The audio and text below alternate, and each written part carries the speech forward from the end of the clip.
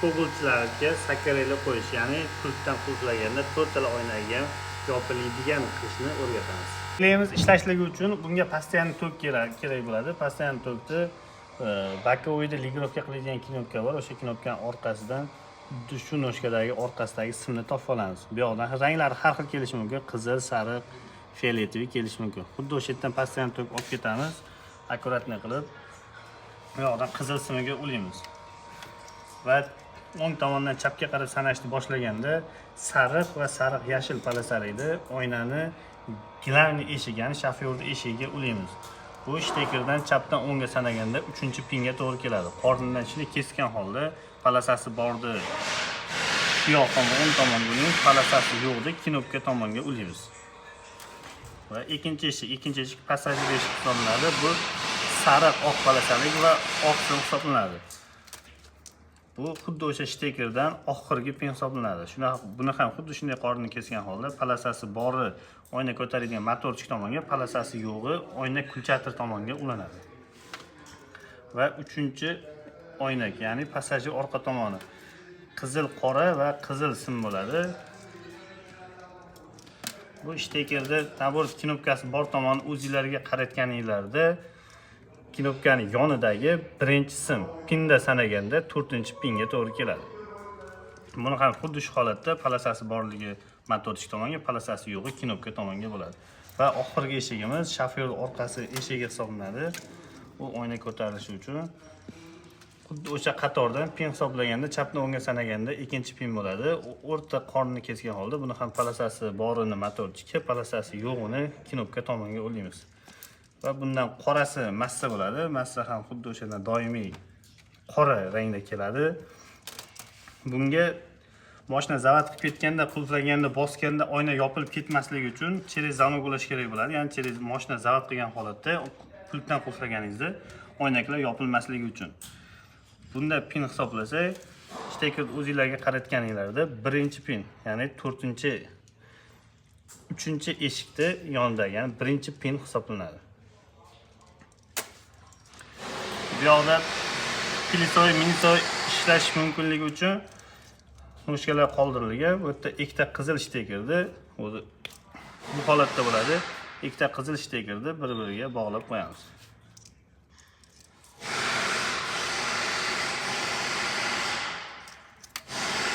Bu sariq va olov rang pultdan qulflaganda komanda berish uchun, ya'ni pultdan qulflaganingizni ko'rib, to'rttala oynaklaringizni navbatma-navbat yopib berishligi uchun. Kobultlarda noto'g'ri ulasa akkumulyator o'tirib qoladigan odatlari bor. O'shaning uchun bunga через relay orqali ulashni ko'rsataman. Birinchi relay ishlashligi uchun bu yoqda 5 dona ingichka sim bo'ladi. O'sha 5 donadan ikkitasi bu pultdan qulflaganingizda sentr zamokda, ikkita simda ikkitasida massa bo'lmaydi. Qolgan 3 tasida massa bo'ladi. Kontrolkan uchun tekkizgan holda bu ikkita simida massa bo'lmaydi, qolgan hammasida massa. Ikkita shu massa yo'q, ya'ni bo'sh kontrolka yonmagan ikkita simni relay orqali ulab olamiz.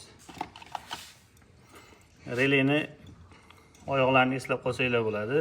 85 va 86 oyoqlarini shu ikkita massa kelmaydigan, ya'ni bo'sh simga ulaymiz. Ikkita simga ulab olganimiz, ya'ni plus minus kelganda bu relay kontakt qo'shib beradi. Kontakt qo'shganda bu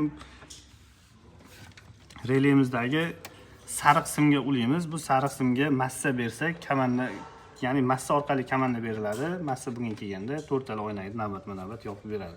Bunga massa kelish uchun o'rtadagi 87 oyog'ini doimiy massaga ulaymiz. Qolgan 3 ta ingichka simni doimiy qora keladigan simi bor. Bu har doim qora rangda keladi. O'shanga relaydagi 87 oyog'ini ulaymiz.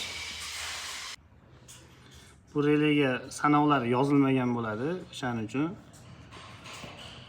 joylarini eslab qolsanglar, xudo xolasa bexato ulaysizlar. 3 ta simni ulab oldik.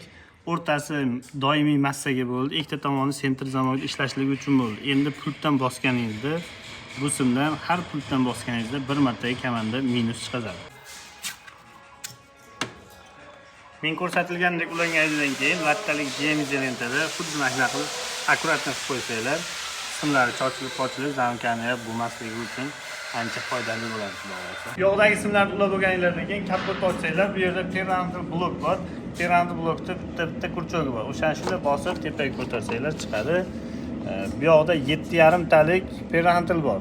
Bu 7,5 talik 4 ta oynali motorni birdaniga ishlashligi uchun juda ham kamlik qiladi, ya'ni u kuyib qoladi.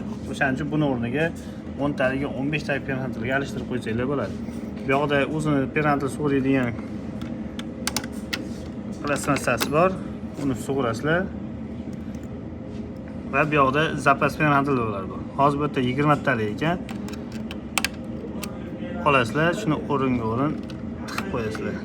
Bu parental alishtirganlardan keyin bo'ldi. Xudo xolasa hammasi tayyor. Pultdan qulflasanglar, xudo xolasa oynagilar navbat bilan to'rtalasi ham yopiladigan bo'ladi. Bizni kuzatishda davom etinglar. Xudo xolasa bundan ham foydali kontentlarni qo'yib borishga harakat qilamiz.